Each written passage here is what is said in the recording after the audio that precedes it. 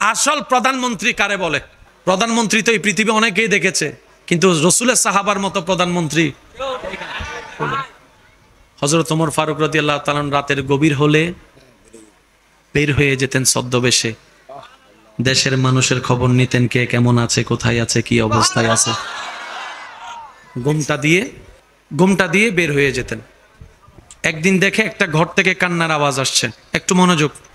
ওমর ফারুক রাদিয়াল্লাহু তাআলা সেই ঘরে গেলেন, নক করলেন।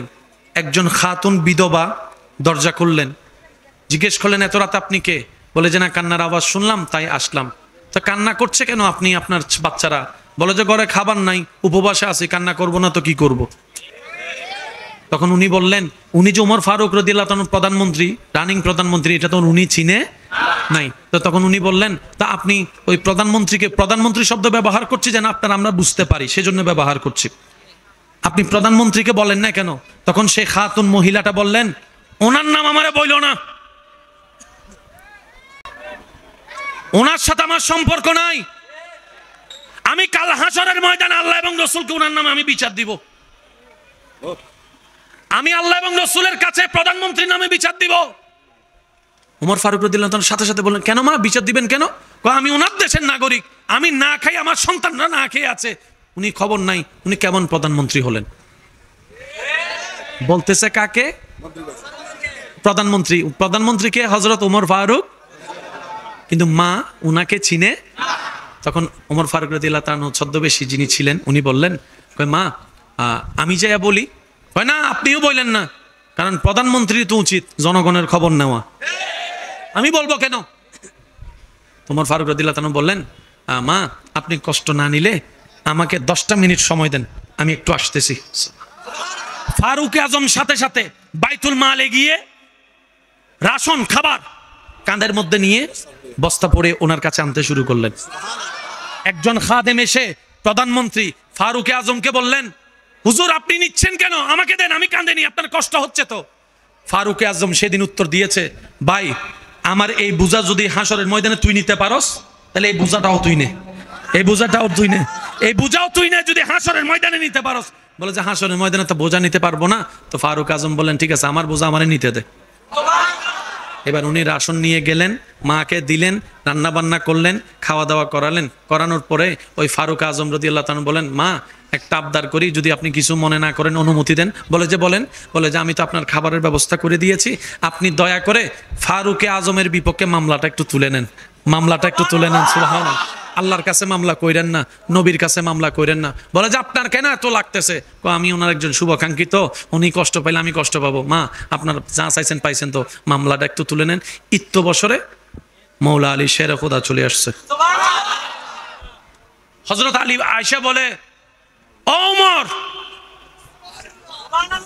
মেয়ে মানুষ, মাটা আওয়াজটা শোনার সাথে বলে যে ওমর কোনটা? বলে যে যিনি আপনার সামনে আছেন উনি তো রানিং প্রধানমন্ত্রী ওমর। ভাই আপনি আমারে বলেন নাই কেন? আপনি আমার আল্লাহর কাছে আমার নামে মামলা দিবেন বলছেন, আগে এটা একটু রায় দেন। আপনি বলেন যে আল্লাহকে আমার নামে মামলা দিবেন না, আমার নবীর কাছে আমার নামে মামলা দিবেন না। বলে যে আমি দিব না। বলে যে এরকম বললে হবে না, আপনি দস্তখত করেন, আলী সাক্ষী থাকবে, কারণ আমি ওমর হাসরের ময়দানে আমার আল্লাহর সামনে আমি আসামি হয়ে দাঁড়াইতে চাই না, আমার মুস্তাফার সামনে আমি আসামি হয়ে দাঁড়াইতে চাই না। আমি যেন বলতে পারি, ইয়া রাসূলুল্লাহ, আপনার উম্মতের আমি খেয়াল রাখার চেষ্টা করেছিলাম। এটা হচ্ছে ওমর ফারুক রাদিয়াল্লাহু তাআলা। গাছতলায় শুয়ে থাকতো। আপনার আমার কতগুলা বডিগার্ড, অর্ধ পৃথিবীর শাসক গাছতলায় শুয়ে আছে।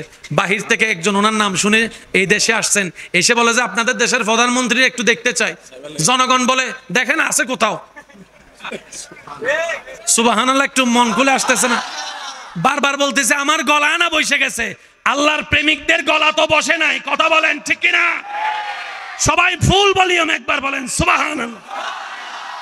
বলে যে দেখেন আশেপাশে কোথাও আছে কিনা।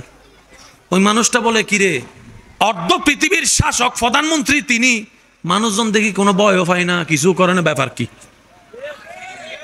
ভাই কই কই আছে ভাই, দেখেন।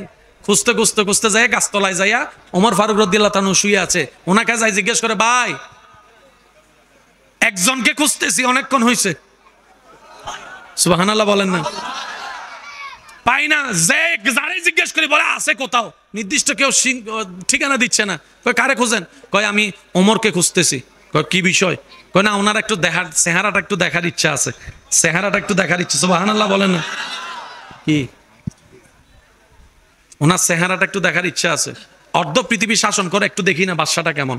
সামান্য সিডাঙের বাদশা হইলে তো, সাইরকান ফাসকান দোকানের মালিক হইলে তো বসা থাকে, আর পকেটে যদি একটা আপেল কাটা ফোন থাকে তাইলে তো কথা কখনোর আগে মানুষের দেখায়, কয় 1.5 লাখ। আর হাতে যদি স্মার্ট ওয়াচ থাকে জীবনও আর ফোন রিসিভ করে না। হ্যালো, কারণ কিনছি এটা তো দেখাইতে হবে, কথা বলেন ঠিক কিনা? অর্ধ পৃথিবী শাসন করে, চেহারাটা একটু দেখতে চাই। বলে যে আপনি যে ওমরকে খুঁজতেছেন, আর একটু জোরে। অর্ধ পৃথিবীর শাসকের সাথে আপনার কাফর সুফর চেহারায় তো মিল নাই, ব্যাপার কি? আপনার বডিগার্ড কই? আপনার রাজসিংহাসন কই? আপনার তাজমহল কোথায়? আপনার সেই খাট কই? আপনার সেই চেয়ার কই? ওমর ফারুক রাদিয়াল্লাহু তাআলা বলেন, তুমি যা বলছো, যা দেখতে চাচ্ছ, এগুলা জনগণের হক, এগুলা জনগণের অধিকার, এগুলা জনগণের অধিকার। সুবহানাল্লাহ বলেন না রে ভাই? আমি যদি চেয়ার বানাতে মন চাই, জনগণের টাকা দিয়ে আমার চেয়ার বানাইতে হবে, আল্লাহর কাছে কি জবাব দিব? আমি সেই কাজ করব না। আর আমি তো কারো কোনো ক্ষতি করি নাই, আমার এরকম গার্ডেরও দরকার হয় না। ফারুকে আজম। এবার জিজ্ঞেস করেন, ও ফারুকে আজম, আপনি এত সুন্দর দেশ চালানো শিখছেন কার থেকে? উত্তর দিবে, আমরা নবী রহমাতুল্লিল আলামিনের স্কুলের ছাত্র, আমরা নবী রহমাতুল্লিল আলামিনের স্কুল থেকে এই শিক্ষা নিয়েছি। চিৎকার দিয়ে একবার বলা যাবে সুবহানাল্লাহ? একদিন রাতের বেলা দেখা যায় একটা ঘর থেকে কান্নার আওয়াজ আসে। নবী রহমাতুল্লিল আলামিন সেই ঘরে চলে যায়। ঘরে যাওয়ার পরে দরজা নক করার পর অনুমতি সাপেক্ষে নবী যখন ভিতরে প্রবেশ করে, দেখলেন একটা হাবশী গোলাম কান্না করছে, চোখের পানি পড়ছে, আর হাত দিয়ে আটা পিষা শুরু করেছে, আটা পিষছে। নবী রহমাতুল্লিল আলামিন জিজ্ঞেস করলেন, ভাই তুমি কান্না করছে কেন? বলে যে ভাই আর বলিও না, এমন একজন জালিম মালিক আমার ভাগ্যে জুটেছে, সারাদিন খেতে কাজ করাই, রাতে ঘরে কাজ করাই, আমাকে একটু ঘুমাইতেও দেয় না, আমাকে একটু ঘুমাইতে। নবী বলে যে আপনার শরীরের কন্ডিশন কি? বলে যে আমার গায়ে জ্বর, কিন্তু এই মালিকরে বলছি, সে আমার কথা শুনেও না। মানুষ কুত্তার উপর পর্যন্ত দয়া করে, সে এই আমার মানুষের উপর দয়া করে না।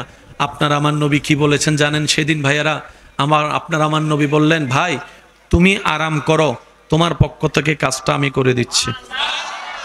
নবীর উম্মতের আওয়াজ আর একটু জোরে লাগবে সুবহানাল্লাহ। ভাই তুমি আরাম করো, তোমার পক্ষ থেকে আমি কাজটা করে দিচ্ছি। উনি তো জানে না কে কাজ করে দিচ্ছে, যিনি দু জাহানের বাদশা নবী, হাউজে কৌসারের মালিক আল্লাহ যাকে বানিয়েছেন, জান্নাতের অধিকারী আল্লাহ যাকে দিয়েছেন, ইন্না আতাইনা কাল কাউসার বলে ভান্ডারের খাজিনার চাবি আল্লাহ যাকে দান করেছেন, যার দরবারে জিব্রাইলের মতো ফেরেশতা শ্রদ্ধা সম্মান নিয়ে অনুমতি নিয়ে ঢুকে, যার ঘরে আজরাইলের মতো ফেরেশতা সালাম দেওয়া ছাড়া ঢুকতে পারে না, সেই নবী রহমাতুল্লিল আলামিন, যার কদম থাকে জমিনে, হাত বাড়াই দিলে হাত চলে যায় জান্নাতের বাগানে, সেই নবী আজকে একজন গোলামের কাজ করে দিচ্ছেন। Can you imagine that? আপনার আমার সামান্য 3-4 লাখ টাকার মালিক হলে ফাটার জমিনে লাগে না। কোন রকম একটা যদি প্রাইভেট কার নিতে পারি, আত্মীয় স্বজনকে আর চেনা যায় না। শরীরে যদি একটা কোট প্যান্ট টাই পরতে পারি, তাহলে সেই এলাকার চাচি নানিকে দাম দেওয়ার টাইম থাকে না। অনেকে তো এমনও আছেন, গ্রামের বাড়িতে গিয়ে নাক ছিটকায়, গ্রামের বাড়িতে গিয়ে নাক ছিটকায়, রাস্তায় হাঁটতে গিয়ে নাক ছিটকায়, অথচ ওনার দাদা ওনার নানা এই গ্রামের মাটিতে লুটে পুড়ে বড় হয়েছেন। সেজন্য কখনো অহংকার করা ঠিক নয়। ওই গোলাম আরাম করছেন, কামলিওয়ালা নবী কাজ করছেন। না হয় নাই, হয় নাই, আরো জোরে। কাজ শেষ করে সকাল হওয়ার আগে আপনার আমার নবী ওনাকে ডেকে দিতেন, কারণ মালিক তো এখন উঠে যাবে। কাজটা শেষ করে নবী চলে যেতেন। এইভাবে প্রত্যেক দিন রাত্রে এসে নবীজি ওনার কাজগুলা করে দিতেন, ওনার কাজ করে দিতেন, ওনার কাজ করে দিতেন। আল্লাহর হুকুম হলো 40 বছর বয়সে আল্লাহর নবী আল্লাহর হুকুমে ইসলামের দাওয়াত দেওয়া শুরু করলেন।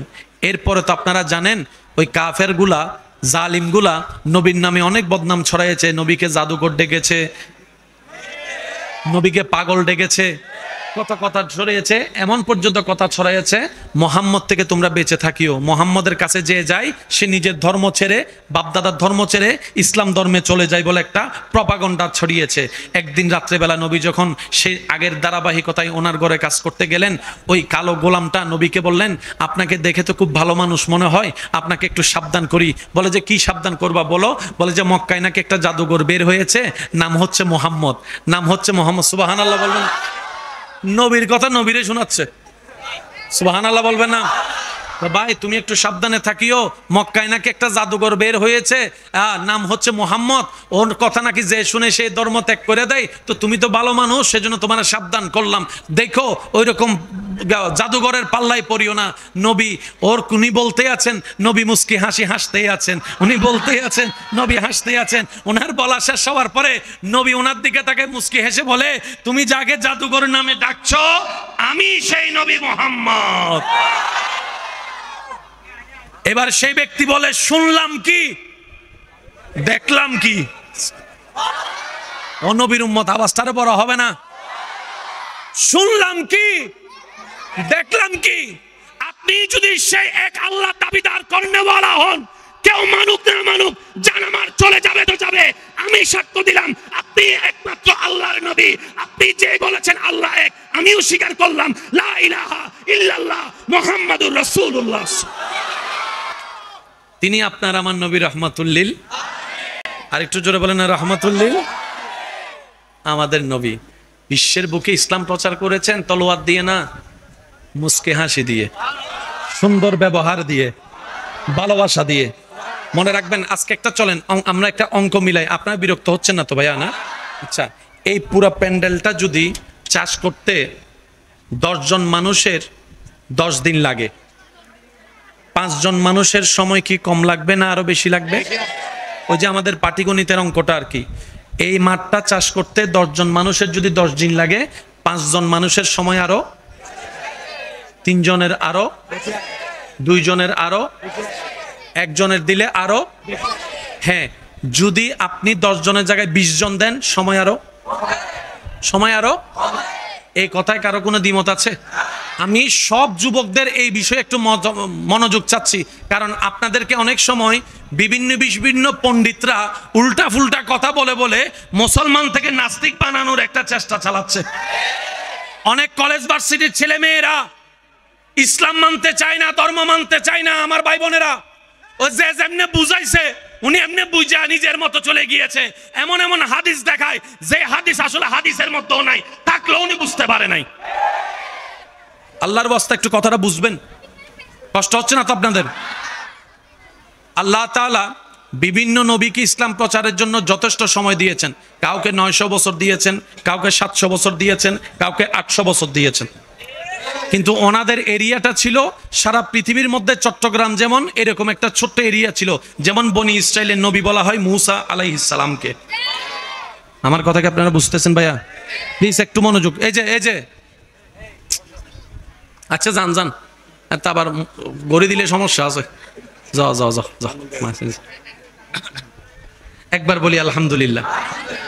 মুসা নবীকে আল্লাহ হায়াত দিলেন, লং টাইম, জায়গা দিয়েছেন, ছোট ইসলাম প্রচারে জায়গা দিয়েছেন। অর্থাৎ এই মুসা, তুমি চট্টগ্রামের মানুষকে দাওয়াত দিলে হবে, ঢাকার মানুষ দাওয়াত না পাইলেও, ইসলাম কবুল না করলেও তোমাকে প্রশ্ন করা হবে। আল্লাহ মুসা নবী বলে, আল্লাহ আমার হায়াত কত? রব বলে যে যাও, 100 বছর দিলাম। ইব্রাহিমকে 100 বছর, দাউদকে 100 বছর, আইয়ুবকে 100 বছর, আদমকে 100 বছর, নূহকে 100 বছর। বিভিন্ন জেলা নিয়ে ওনাদের দায়িত্ব। এবার আপনার আমার নবী আসার পালা। একটু জোরে বলি, আপনার আমার আমাদের নবী আসার পালা। আপনার আমার নবী আল্লাহকে জিজ্ঞেস করলেন, আল্লাহ মুসা নবীর এরিয়া তো চট্টগ্রাম, দাউদ নবীর এরিয়া হচ্ছে সিলেট, আইয়ুবের এরিয়া হচ্ছে আল্লাহ বরিশাল, আমার দায়িত্ব এরিয়া কতটুক? রব বলে যে চট্টগ্রাম আপনার আন্ডারে। আমি বলতে থাকবো, আপনারা শুধু সুবহানাল্লাহ বলতে থাকবেন। হয় নাই? মাইকের ভলিউমটা একটু বাড়াই দেন। সুবহানাল্লাহ আরো জোরে বলেন। রব্বুল আলামিনকে যখন জিজ্ঞেস করা হলো, রব্বুল আলামিন বললেন, হে নবী রাহমাতুল্লিল আলামিন, আপনার দায়িত্ব, চট্টগ্রামও আপনার দায়িত্ব, বরিশালও আপনার দায়িত্ব, সিলেটও আপনার আন্ডারে, পুরা বাংলাদেশ আপনার আন্ডারে, ইন্ডিয়া আপনার আন্ডারে, পাকিস্তান আপনার আন্ডারে, দুবাইও আপনার আন্ডারে, কুয়েত আপনার আন্ডারে, সমস্ত এশিয়া আপনার আন্ডারে, ইউরোপ আপনার আন্ডারে, আমেরিকা আপনার আন্ডারে, আফ্রিকা আপনার আন্ডারে, আসমান জমিন লৌহ কলম সমস্ত কিছু আপনার দায়িত্বে দিলাম। এরিয়া কি ছোট না বড়? হাত ও আটবে না, সগো আটবে না, এত বড়। তাহলে সময় কি এখন কম দেওয়া দরকার না বেশি? একটু বেশি না মহা বেশি? এবার আল্লাহ নবী জিজ্ঞেস করলেন, আল্লাহ, ইব্রাহিম নবীকে, নূহ নবীকে তুমি চট্টগ্রামের দায়িত্ব দিয়া 700-800-900 বছরের ভিসা দিছো, আমারে যেহেতু সারা পৃথিবী দিলা, সৃষ্টি জগৎ দিলা, আলামিন দিলা, আল্লাহ আমার ভিসা কতদিন? আল্লাহ পাক বলে 63 বছর। একটু জোরে জোরে বলি, আল্লাহ 63 বছরে পুরাটা কন্ট্রোল করতে হবে আমার? রবে বলে যে হ্যাঁ, এটা আপনার দায়িত্ব। আচ্ছা এই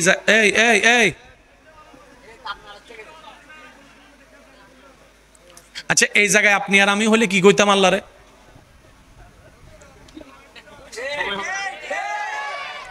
নয়শো বছর দিছ শুধু চট্টগ্রামের দায়িত্বে একজনকে, আর তুমি আমারে দিলা সারা বিশ্ব, সময় দিলা মাত্র 63 বছর। আর এখন তো এমন অবস্থা হয়েছে, বছর চলে যাচ্ছে মাসের মতো, মাস চলে যাচ্ছে সপ্তাহের মতো, সপ্তাহ চলে যাচ্ছে দিনের মতো। এই কিছুদিন আগে শুক্রবারের নামাজ পড়ছি, এই আবার কালকে বসো আবার শুক্রবারের নামাজ। বুঝতে পারছি? আপনি আমি হলে বলতাম যে আল্লাহ, কাজ শুরু করার আগে আমি ফেল। কিন্তু নবীজি একবারও বলে নাই আল্লাহ আমি কিভাবে করব।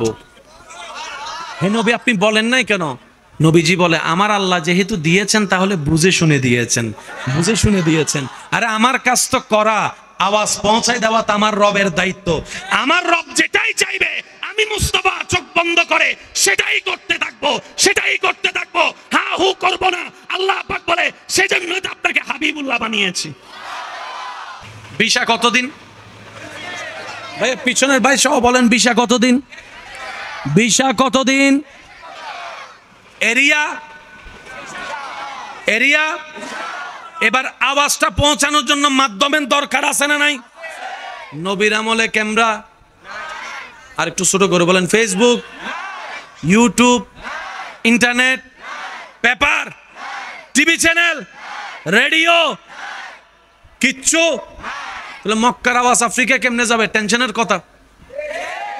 সময় মাত্র 63 বছর। এবার মজার বিষয় দেখেন, নবীজির বয়স যখন 1 বছর, একটু মনোযোগ।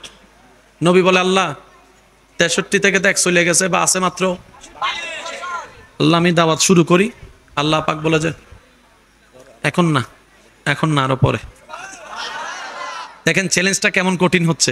নবীজির বয়স যখন 5 বছর, আল্লাহ নবী বলে, আল্লাহ এখন শুরু করি, 5 বছর তো অলরেডি শেষ। আল্লাহ পাক বলে যে এখন না, সময় হলে আমি বলবো।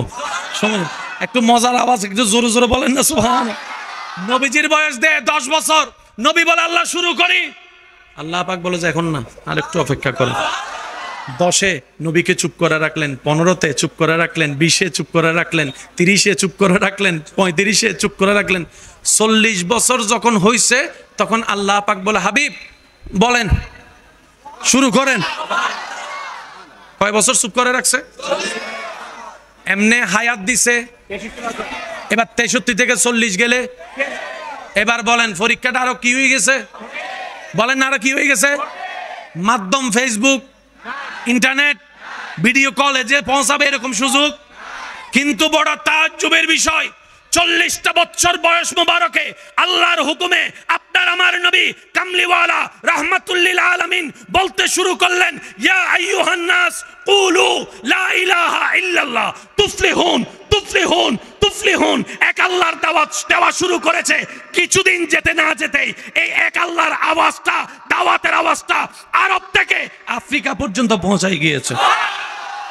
নবীকে যখন মক্কায় অত্যাচার করা হচ্ছে, আল্লাহর যেদিন হুকুম হয়েছে আপনার আমার নবী নিজের মাতৃভূমি ত্যাগ করে মদিনায় হিজরত করছেন, সংখ্যায় মাত্র কয়েকজন সাথী ছিল, কিন্তু যেদিন নবী মদিনা থেকে মক্কা বিজয়ের দিন আসতে শুরু করলেন 10,000-এর বেশি মুসলমান। নবী রহমতুল্লিল আলামিন মক্কা বিজয়ের সময় যখন 10,000 নিয়ে আসছে, সবাই তাকায় অবাক, কয় ফাটাইলাম মাত্র 3 জন, মনে করছি 3 জনও শেষ হয়ে যাবে, এখন দেখি যে 10,000। ব্যাপারটা কি? মনে রাখবেন 23 বছর পুরা লাগে নাই আপনার আমার নবীর জবান থেকে আল্লাহর হুকুমে বের হওয়া লা ইলাহা ইল্লাল্লাহর ধ্বনি দেখা যাচ্ছে, মিশরে শোনা যাচ্ছে, ইউরোপে শোনা যাচ্ছে, আফ্রিকায় শোনা যাচ্ছে, সুবহানাল্লাহ বলেন না রে, হিন্দুস্তানে শোনা যাচ্ছে, ডানে শোনা যাচ্ছে, বামে শোনা যাচ্ছে, সর্ব জায়গায় লা ইলাহা ইল্লাল্লাহ। জগৎ বলে কিভাবে সম্ভব? রব বলে যে আমার নবী মুস্তাফা জবান থেকে বের করেছে, আমি আল্লাহ কুদরতি ব্যবস্থাপনায় বিশ্বের আনাচে এমন ভাবে পৌঁছাই দিয়েছি, নবী জাহেরান দুনিয়া থেকে চলে গিয়েছে, 1400 বছর হয়ে যাচ্ছে, এখনো চট্টগ্রামের 24 সালে 5 ওয়াক্তে 5 বার আজানের ধ্বনিতে মসজিদের মিনারে আল্লাহ নামের ধ্বনি শোনা যাচ্ছে। আল্লাহু আকবার।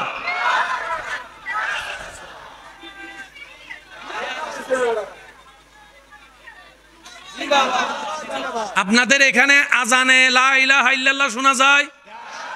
জোরে বলেন। আশহাদু আন লা ইলাহা ইল্লাল্লাহ শোনা যায়? আশহাদু আন্না মুহাম্মাদুর রাসূলুল্লাহ শোনা যায়? আল্লাহু আকবার শোনা যায়? এটা তো যেমন তেমন। যে তায়েফে নবীকে ঢুকতে দেয় নাই, যে তায়েফে নবীকে কথা বলতে দেয় নাই, যে তায়েফে আপনার আমার নবীকে রক্তাক্ত করেছে, এখন সে তায়েফে শত শত মসজিদে আল্লাহর ঘর তৈরি হয়ে গেছে। সেজন্য মনে রাখবেন, ধৈর্য যে ধরে তার মাইন নাই, যে ধৈর্য ধরবে জয় তার, জয় তার। কেন? ইন্নাল্লাহা মাআস সাবিরিন। চিৎকার দিয়ে বলেন না সুবহানাল্লাহ। ইসলাম এখনো আছে, আজান আছে, কোরআন আছে, আল্লাহর নাম আছে, নবীর নাম আছে, মসজিদ আছে, নামাজ আছে। আবু জাহেল, ফেরাউন, নমরুদ, সাজ্জাদ, কাফেররা, তাদের পাওয়ার, তাদের ক্ষমতা, আল্লাহর আওয়াজ, আজানের আওয়াজ, কোরআনের আওয়াজ, জোরে জোরে। আজকে একটা ছোট্ট কথা বলি, যদি পাক্কা মুমিন হইতে পারেন জীবনে কোনো ফেল যাইতেন না।